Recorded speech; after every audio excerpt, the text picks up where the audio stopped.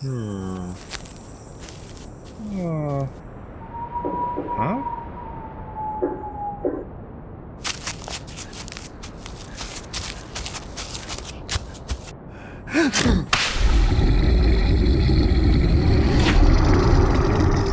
You're listening to Cryptid Clues, featuring your hosts, Taylor Field and Reuben Olson.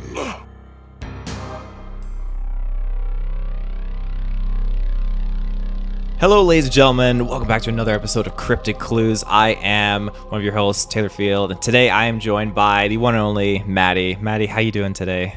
I'm great, man. Honestly, Taylor, the first thing I want to do is thank you for having me. I'm honestly, I mean this with all my heart. I'm genuinely honored and thankful to be here, man. And I'm guesting, we're joining forces with my Rusetto Miel buddy, man. So I'm looking forward to it. Thank you so much for having me, man. I appreciate it. No, the honor is all mine. It's great to have guests join me on the show. It's just fantastic to discuss this with new people and everything like that. It's just great. So, Yeah. I mean, yeah, we're going to be talking about a very interesting cryptid today and a legend of North America, I guess. Oh, So, yeah. before we get into that, a couple of plugs though. Be sure to check us out on our website, CryptidClues.ca. You can find us on our social media channels, YouTube, Twitter, Facebook, and you can find us on Patreon. We get ad-free exclusive early episodes there. And if you have any stories or experiences or just want to say hello, you can send us an email at cryptidclues@gmail.com. So without further ado, the main thing we're going to be talking about today is the Wendigo. Now, Yeah. but before we get into that, Matty, I have to know, what is your experience with, aliens, paranormal, cryptids in general? Like, give us your whole like deep dive into it. Yeah, yeah. So I think, like, I know you've experienced a little of some stories yourself, right? Because you're from Canada. I know you guys have some cool forests in BC that you've been exploring. We don't necessarily have that here, but I was always growing up drawn to these kind of creatures, man. I always loved it. I know. I think we had spoke about it before, but I still have a novel called The Cryptid Hunters. It's one of I think it's authored by Roland Smith, and he's done like a lot of books from what I've seen about cryptid creatures and those kind of things, Bigfoot and all that kind of stuff. So I've honestly just been drawn to it because I feel like you have that passion as well of just that mystery behind it, right? You know, the myth that you hear about, and I was always kind of curious to explore, even especially with aliens. I haven't been lucky enough to have any sightings myself. You know, I feel like you have some good stories, but yeah, it's always drawn me in, man. And that's what was awesome, about this specific film that we'll touch on later, is that I actually had no idea what was really in the film until you kind of hinted at it, and then it kind of blew my mind and opened up some doors of research and yeah, a whole can of worms, So yeah. Right on. Yeah. It the film that we're talking about is Antlers, and I was kind of guilty, and like I preemptively looked at what cryptid and story was associated in this movie Right. like beforehand going in, but I know you were kind of going in semi-blind with it, and I think that's the great way to go about it. And I don't personally know a lot about the Wendigo, and since we talked about it and kind of doing more of a deep dive into its legend and its history, it's a Right. very cool thing. Scary, but cool. Did you hear about this creature beforehand at all before this Yeah. movie? So I've definitely, for me, it was more of a visual trigger. Like I didn't have a specific story in mind, but when I saw, certain images, whether it was in the film or then even online, it kind of triggered, a shape of a creature that I've seen, because it's kind of a hybrid of a bunch of things, right? Even the picture I'd sent to you earlier that we'll probably talk about later, but it's really freaky, and there's things I didn't really even know about.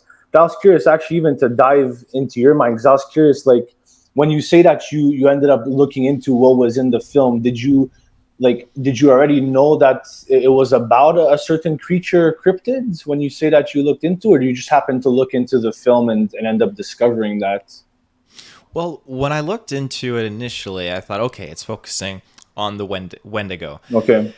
but I had no idea the concept and how they were going to tackle this in the Right. film like they did, and how they went at it in the film. Like, I can't speak to it because I'm not a Wendigo expert, Right. but their portrayal made me feel like there was a mixture of like obviously curse and like zombie, Yeah. werewolf kind of thing going on, and I loved it. I thought it was very cool. Right.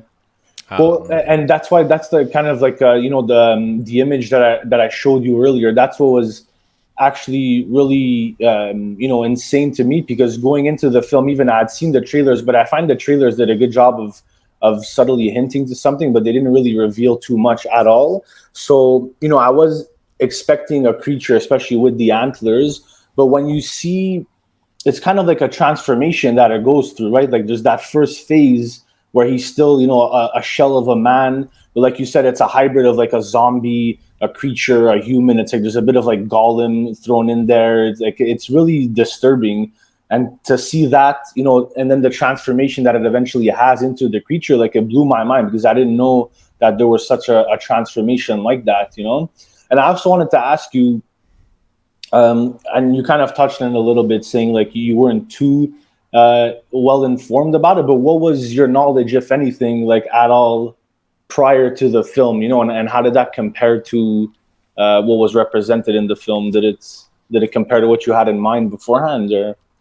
Yeah, my pre-existing knowledge really was just there was folklore, and it was a cryptid that was out there, but I've always been like looking at the Bigfoot and dogman Right. kind of aspects. But this being such a prominent North American tale, Yeah. I was baffled that I didn't start looking into it sooner rather than later. And it's it seems like, okay, a lot of things in this film kind of took its original legend, like how it basically becomes a Wendigo, I guess. I can't speak too well to the fact, okay, if it's like a vampire werewolf, you get Yeah. bit by one and that curse kind of carries over to Right. you. But it seems like the Wendigo overall is the result of cannibalism. And I think there's a lot of symbolism attached to that. And they kind of tackled into a little bit of that in this film as well.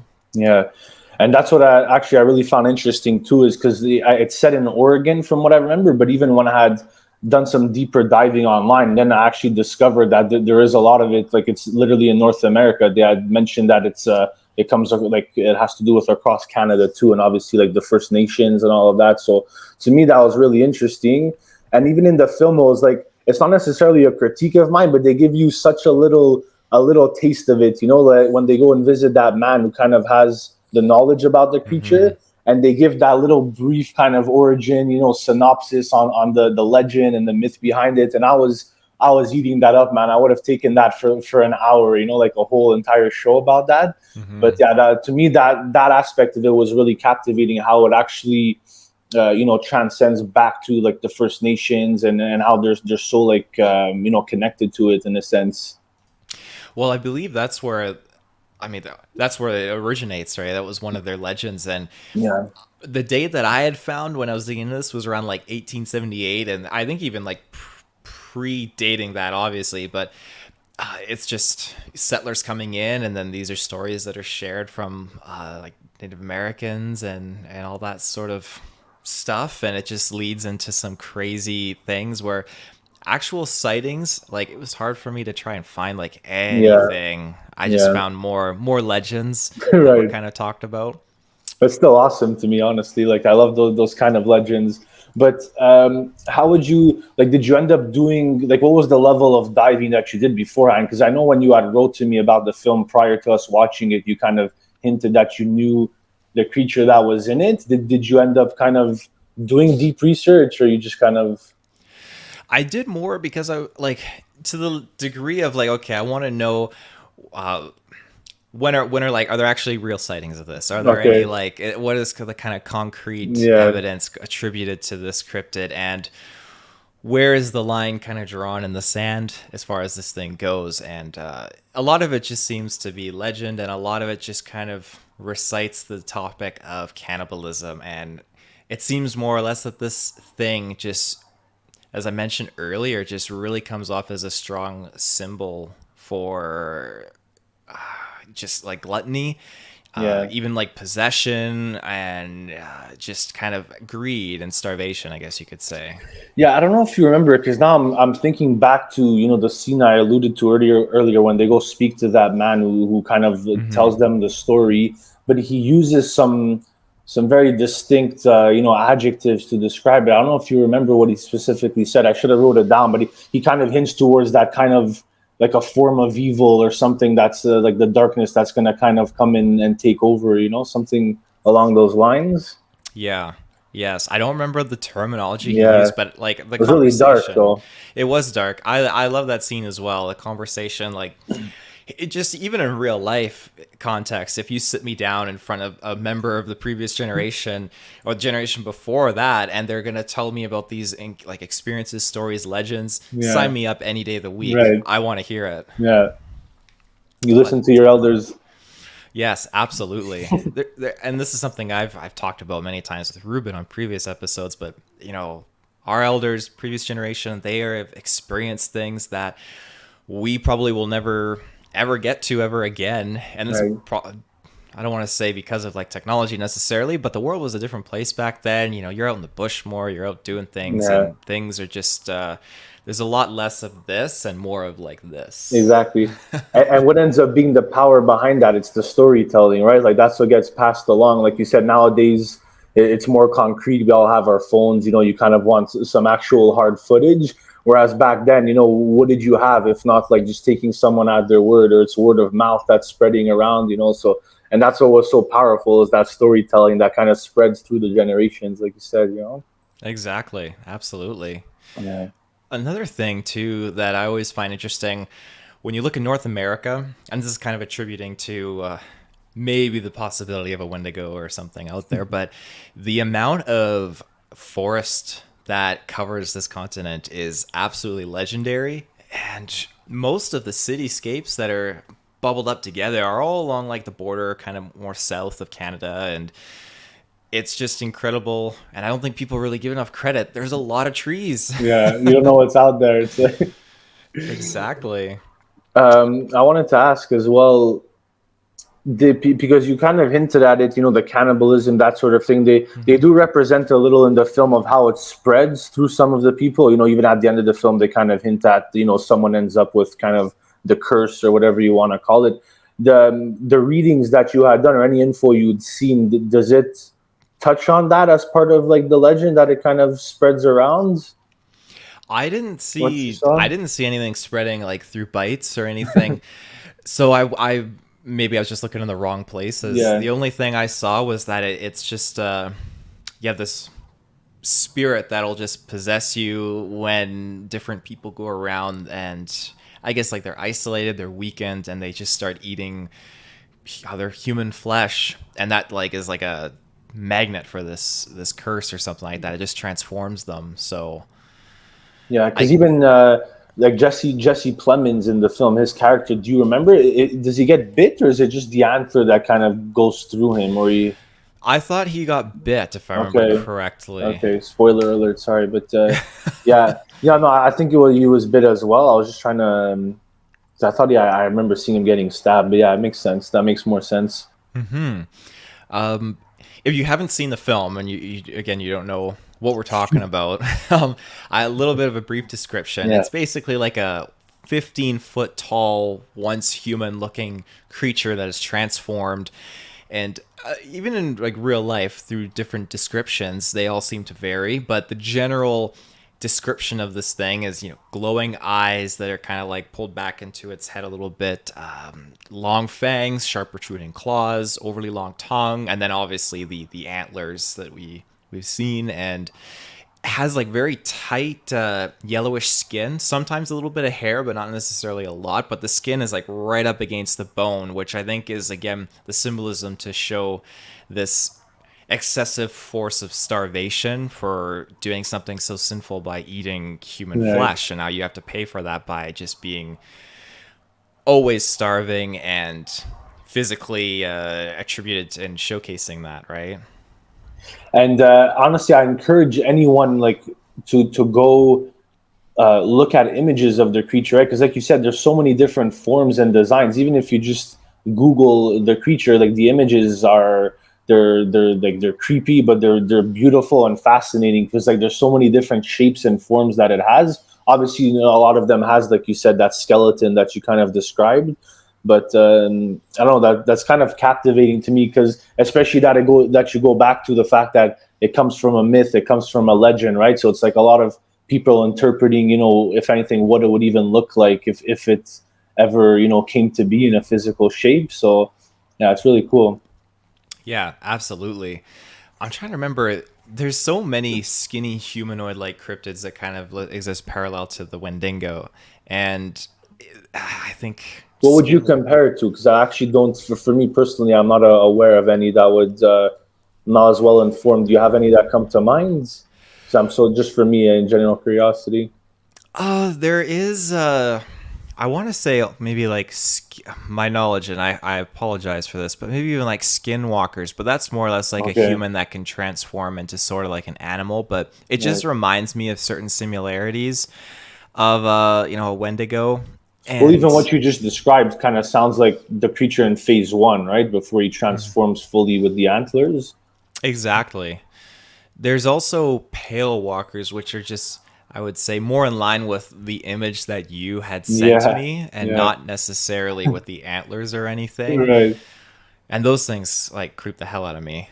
Um, It's spooky, man. I'm telling you. Like to me, it was no joke. So even in the film, like that transformation scene, or even towards the end when you finally get to see the creature in all its glory, man. Like it's. I was watching it at night before bed. It was some heavy like dark imagery. Like usually I'm not very spooked, but it really got to me honestly. yeah, for sure. The initial kind of encounter where it took place in the mine and underground, something I love getting into is just the idea of so many underground tunnels that just kind of connect point A to point B, and then whole network systems and what's really kind of lurking down there. So when we got to see that in this film, these people doing, if I remember correctly, it was some illicit activities right down below. Yeah. Okay, Oh yeah. Yeah. yeah, It was very.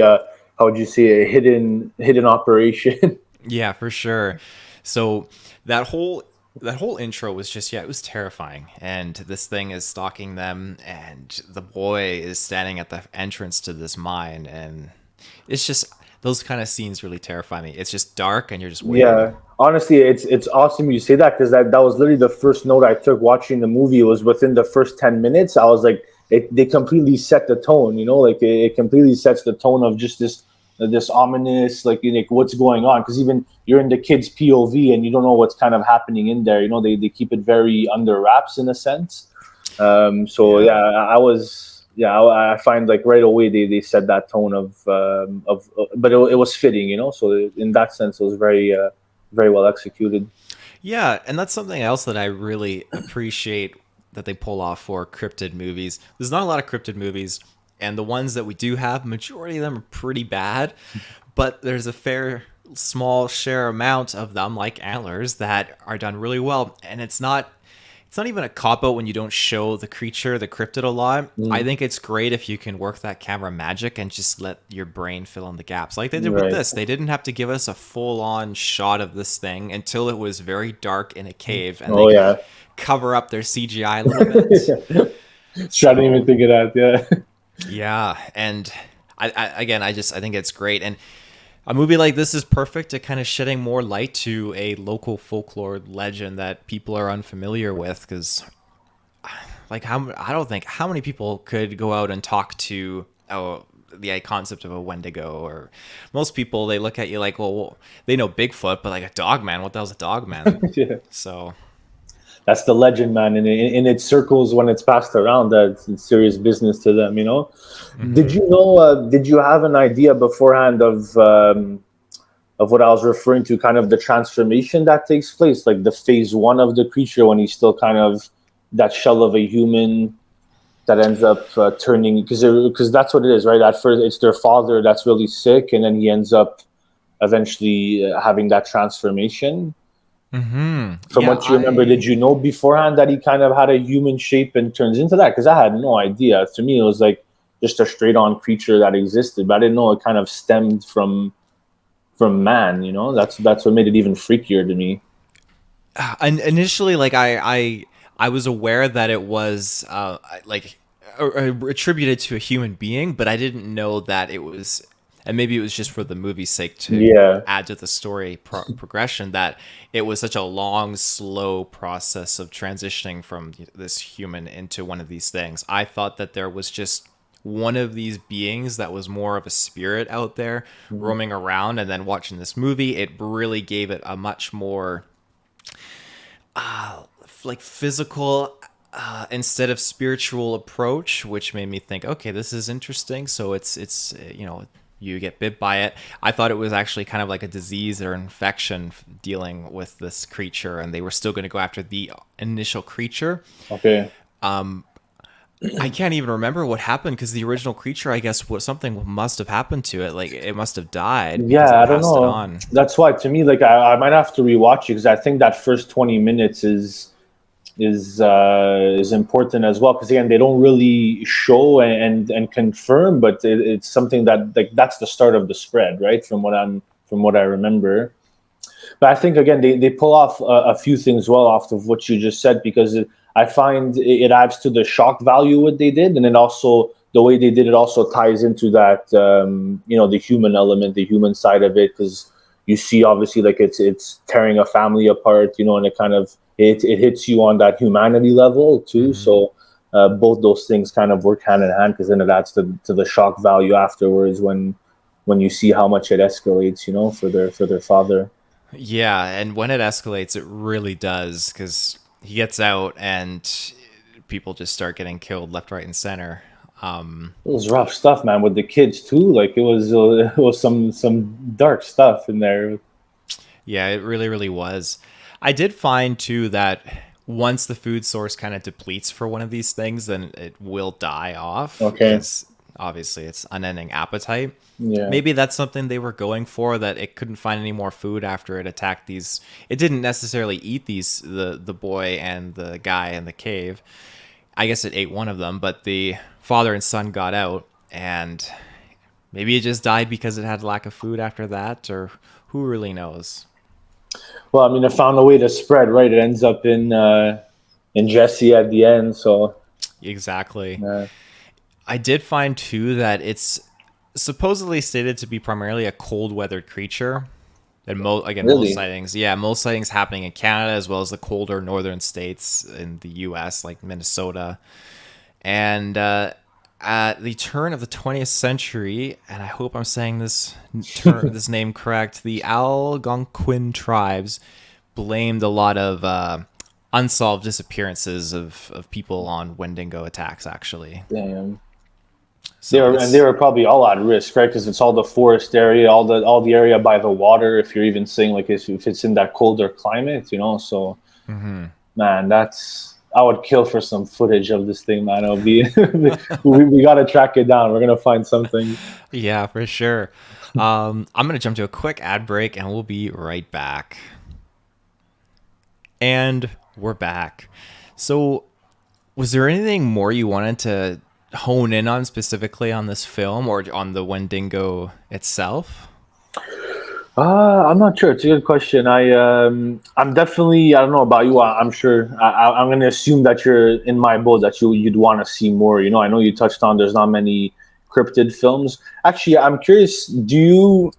What did you think of, like, looking back on it now that you've seen the movie? What did you think of the marketing of the film?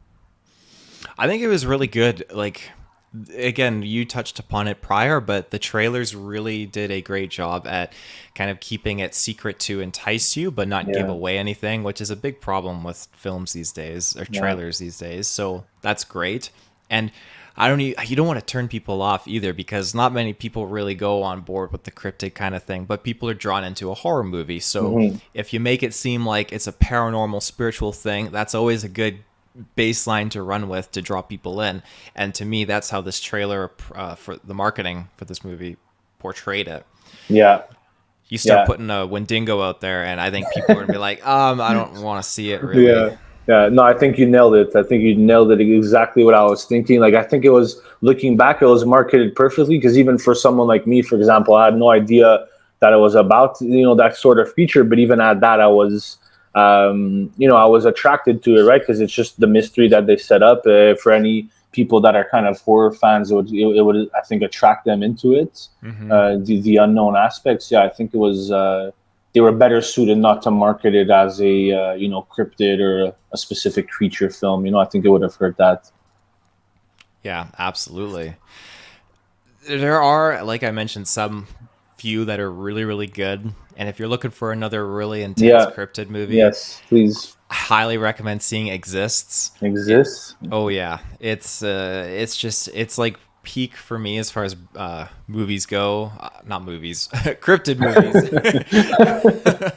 That's the bar. Peak cinema. Yeah, yeah. I won't tell you anything about that film. Like Okay, if I you like find that. it and you watch it, like it's a good one to watch it like when it starts to get dark outside. So. Okay.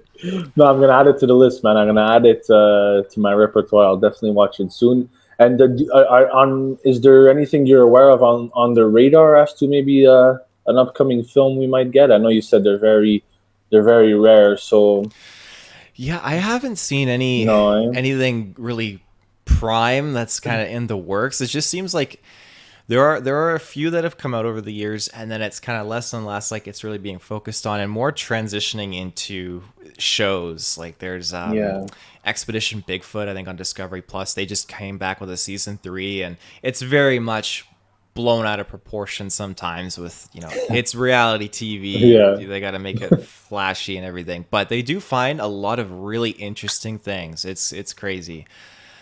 But yeah, that's it's one of the many shows out there at this time. And have you? I know it's a bit off topic, but did you read that novel, Cryptid Hunters? Oh, Yeah. it's on the list. You It's on my you should list. read it, man. I'm sure you have tons that you want to get to, but I read it twice through. I think I still have the novel somewhere, but it's awesome, man, because it's filled with just a bunch of like, if as a cryptid lover, I feel like you would eat it up because Hmm. it's a meal, man. It's not just restricted to one creature. It's a whole story, world building, and it's pretty awesome. I think you'd dig it. So when was like your first kind of interest taking note into like cryptids in general? So it was a bit of an evolution. I think you're gonna like hearing this, but I was obsessed. I still love them, but I was obsessed with dinosaurs growing up, man. I love dinosaurs, like to the end of the earth. Like you have no idea, words can't describe. I still do. I'll always have that love. And then that was kind of reinforced by obviously the Jurassic Park films. So anything like that, that led me to Godzilla. I kind of went a bunch of different avenues, and then the peak for me, the cherry on top, is what we just talked about. Was definitely that novel. I think it came out in 2005, if I'm not mistaken. So I was still in, like, I don't know what you'd call it in BC, but like elementary school, before high school. So I was still pretty young at the time, and it blew my mind, that kind of the world that it manages to create, that film. And it was awesome because it completely opens the door to so many creatures. It wasn't just about one creature. It was literally like just a novel devoted to cryptids, man, and it blew my mind. It was awesome. There's like stuff you would dig. I think there's Bigfoot, like Chupacabra, like the abominable snowman. Like there was just endless things, even types of dinosaurs as well, but like funky creatures. It was pretty cool. So in that sense, it was kind of a chain reaction, but I have to give the thanks to the dinosaurs that started it all for me. No, that's perfect. That's a great Yeah. segue into that whole like crazy cryptid realm, I guess. I Yeah. mean, and there's still dinosaurs being kind of like talked about, like sighted over in like Africa and Yeah. parts of the world. So one can hope that maybe there's one still kicking, and that barely even scratches the surface on underwater possibilities. Like I'm not Oh saying a yeah. plesiosaur, but something kind of like it. They're gonna find something, man. They keep exploring the deep seas, so they're bound to find something, whether it's alive or not. They'll find some bones or some fossils eventually, man. That's what I'm hoping for. Yeah. Absolutely. And while I have you, do you have one that takes the cake? Is there like one creature for you that's just like, whether it's I don't know, like your favorite in terms of the coolest, or a creature that you would want to see with your own eyes? Like, is there one that kind of takes the cake for either of those? out of all the ones you've explored, pre-show and during the Cryptid Clues run? Like for me, going back a few years ago before getting into this show Yeah, and going off the deep end into looking into some of these things, I would have said I'd love to see a Bigfoot. And that has kind of warped where like there's not really a perfect scenario where I would ever actually want to see one unless I don't even know if I'd feel safe being in a car. The things that I've kind of heard and I've read into about these things are at times terrifying because what I thought I knew what I was talking about when I was younger looking into something like that, it kind of has warped into something that I don't really know anything about what this creature could really be. It's a right. whole can of worms, and eventually me and Reuben will kind of go and explore more of that stuff. But I'd probably, if I was kind of like at a very very safe distance, binoculars in a moving vehicle, and I could see a Sasquatch, I would stick with that. Yeah. Anything on the water, that would just terrify me because I'm a less than adequate swimmer, and I would never want to see like a dog man or anything like that in Oh person. no, yeah, no. For me, that's a no. And again, I don't know the moving vehicle. Deep down, I don't know if that's better or not to be in a moving car when you see that Sasquatch or something. But maybe I'd rather be on foot and kind of camouflage, hide out somewhere instead of drawing its attention. That's always one of the interesting things is hunters just camouflaged and up in a tree stand. And half the time these things don't notice that they're there and they just stroll right underneath them, and it just leads to some very interesting discussions. Yeah, and encounters. Absolutely. Yeah, yeah. As far as the Wendigo goes, I have a legend that came out of Fort Nice. Kent, and I looked more into this, and a lot of locals say they've never heard of this at all. So I don't know where this started or any realisticness is attached to it. I don't know. But at the end of the day, I thought, this is just a cool little campfire tale, and I'm going to recite it. We'll take it as fact. We'll take it as fact for tonight. Yeah, for sure. So, yeah, Fort Kent legend. There's a man named Thomas Burton. He was a young doctor. He arrived in Fort Kent from England back in 1921. This is when it was a very kind of like close-knit, humble colony. And Burton came there with his wife to basically deal with an outbreak of smallpox that had spread out amongst this community. It was allegedly started through, I guess, rats. And Burton, he also hoped, again, by leaving England that, I guess he had some memories of World War I that could be left behind and he could start new. So initially, this doctor was doing a great job at fighting the disease, and people were embracing him and his wife as miracle workers, and just out of the blue, the disease spread like crazy, became uncontrollable after that. And Burton became so overwhelmed with the sick and everyone that was dying. And it wasn't long before his wife got sick, and then she died from the sickness. So Burton had locked himself in his house with her dead body. And in the following days, he just lost it. He went mad with grief and, according to this legend, was possessed by the Wendigo. So under this influence of this evil spirit, he ate his wife's flesh. And when he was done with her, Burton had then turned his attention to all the remaining residents of Fort Kent. And he apparently went on a killing spree for 3 days, where only a few people had survived.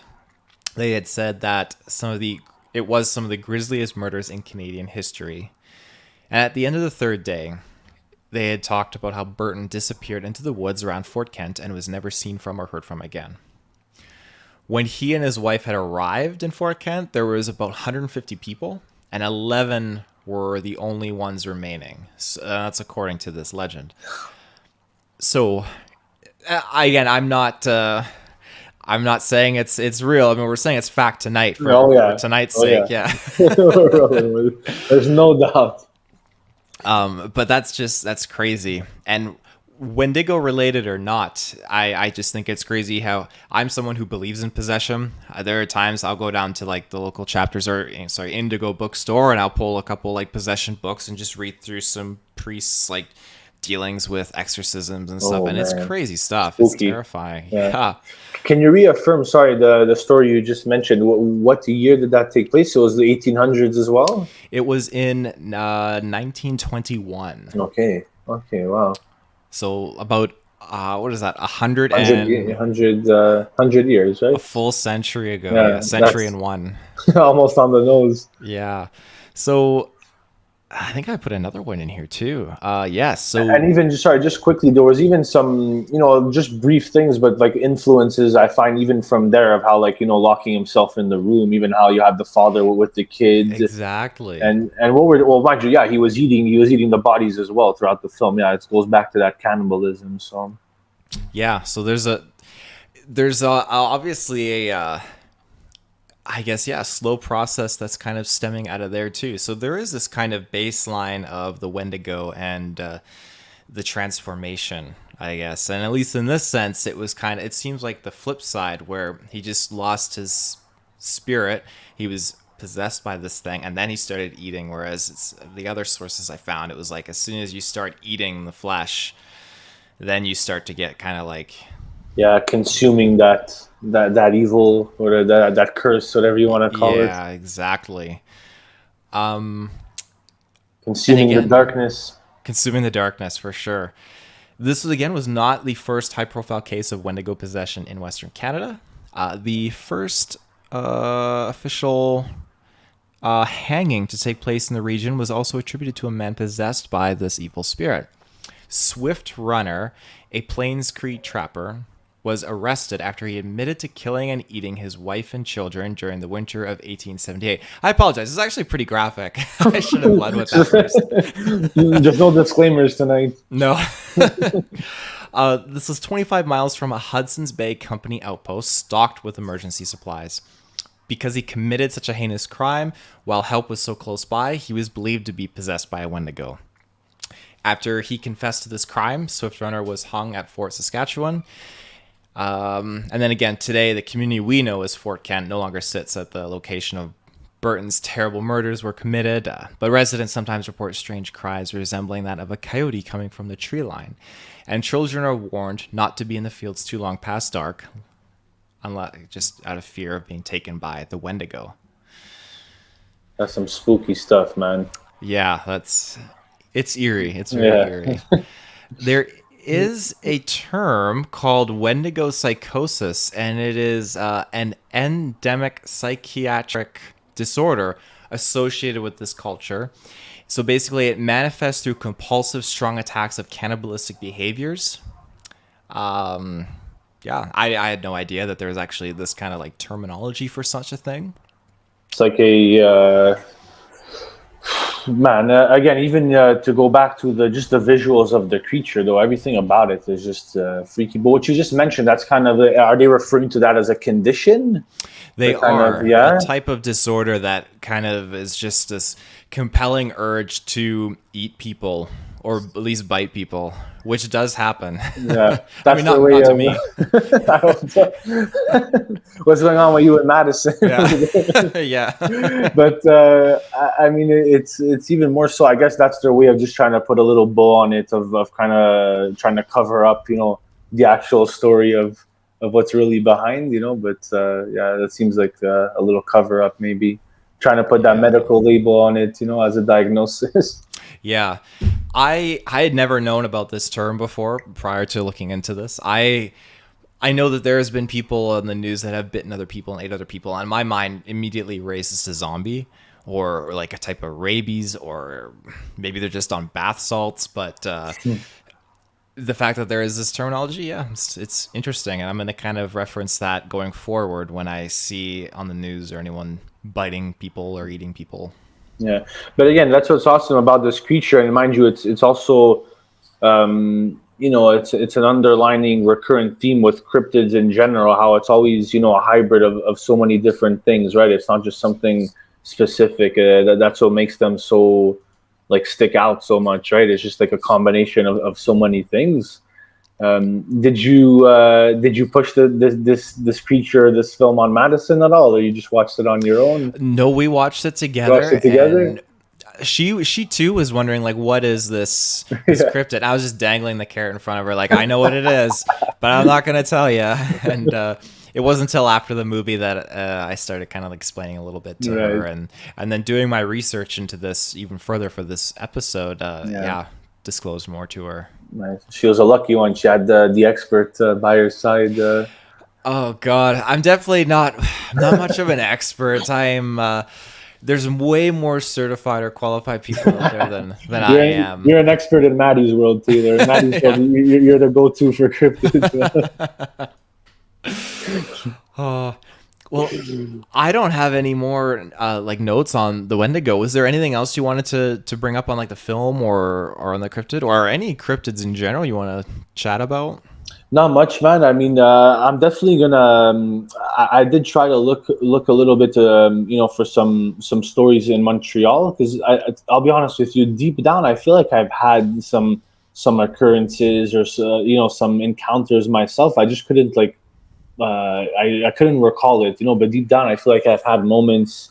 For us here, it was actually more a lot of haunting stuff. We had a lot of old haunted buildings that we would kind of be into when we were younger, and not so much the creatures. But I'm definitely gonna get back to you someday about some Quebec stories because I want to find something that'll pique your interest. A little French Quebec flavor. I'll come back to you on that. I would really appreciate that. Yeah. Actually, you jogged my memory when you said Quebec. I have one more Wendigo kind of Really, connection with that. Yeah.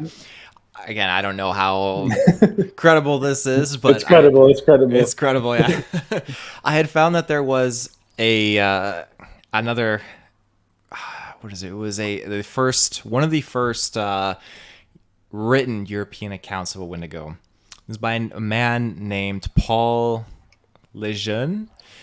He was a Jesuit missionary.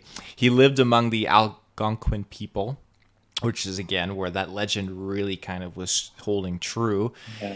And in the early 17th century, I guess this is when he had his account. He had written about it, and they didn't specify what the area was, but they just kind of specified that what is now known as Quebec is where this happened and what he wrote about. So That's awesome, man. fun little random fact, I That's guess. awesome. I like that little connection. Oh, you managed to track it down. That's awesome. Yeah, so there you go. No, that's cool. I'm gonna actually look into that.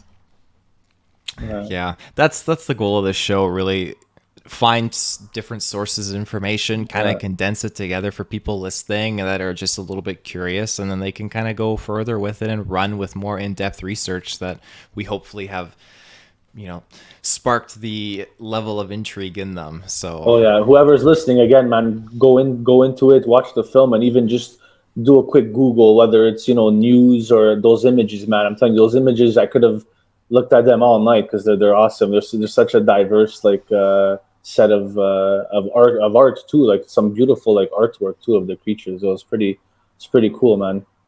yeah, I give a lot of credit to artists and film directors too that just tackle these different stories. I think it's good, and it needs to be consistently happening to keep people's minds open and aware. You see online one little thing of a Bigfoot or an alien, and people just mock and ridicule it, and it's just such a shame because 99.99% of all these things can be fake, but there's still the 0.01% chance Yeah. that there is something true to it. Or I don't know, like we could be watching footage right now of one of these cryptids that 120% could be real. Someday, man, it's gonna happen. Yeah. But even just quickly to go back to what you said, like you touched on it, it's awesome from the artist perspective, right? Because they're bringing it to life. It's something that's technically, even if there's no found footage of it, that's an awesome, idea, even creatively, to try and bring that to life for an audience to see, on screen. So Yeah, it's not easy to picture a lot of these things, and I mean, heck, a Wendigo with how it looked and was portrayed in Antlers, that is a hard thing to describe when you tell someone, yeah, it's got this very skinny body, a little bit of hair, very like protruding face with the eyes deepened into the skull with antlers. You don't really know what to think or how to envision that. So when Right. these artists do these interpretations like the one you sent me, it's great to have that visual connection. Yeah.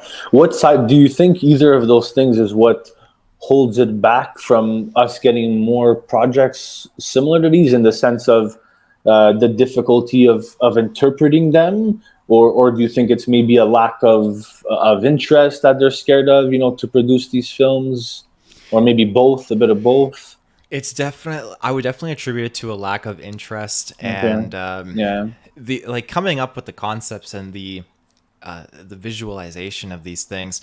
I think people can do it. If you can do a movie about a Death Star blowing up a planet with a trench run and Yeah. Darth Vader and all that, I think there's definitely artists out there that can conceptualize and visualize what these cryptids would probably or possibly look like Yeah. based on legends and tales. So I would definitely put in the category of people just aren't necessarily interested. Yeah. And So until the studio see, like you said, there haven't been that many films, that many films in general, but then you also want films that are successful and do decently, right? So it's a kind of an uphill battle in that sense, because there's not many of them being made to begin with, and you kind of need that litmus test to show that they can do it and make decent money, so to justify exactly. making them. Exactly. And these movies, I'll always stand by the like movies that are done really good based on cryptids, because it's not necessarily the reality TV show style, but they're done so that they can create that awareness. And the awareness is one of the best things that you can put out to people, just to let them maybe ponder the question, not to like quote unquote what if, but just just to wonder. Yeah, for sure. Yeah. Well, that's all I got. If there's anything else you want to throw out, now's the time. But I think we can kind of close this episode off. Yeah. Just again, man, I just want to thank you, man. I mean it. It was an honor to be here, share the stage with you, and team up for a night. My Rusetto meal buddy, man. I had a great time, and again, I really appreciate you having me, man. So thank you. No, again, the honor is all mine. It's great to have you. I love being able to talk this topic and engage with different people's perspectives on this. And this was definitely a much more fun one to have the movie conversation with too, that kind of like shed the light more on this cryptid and its Yeah. legend and folklore. So definitely appreciate you joining me tonight. Yeah, ladies and gentlemen listening, you can find us again, the plugs, CryptidClues.ca. It's our website, social media channels, Twitter, YouTube, Facebook, and you can get us on Patreon as well. And send us an email, cryptidclues@gmail.com. So until next time, we'll see you soon. Take care. Have a good one.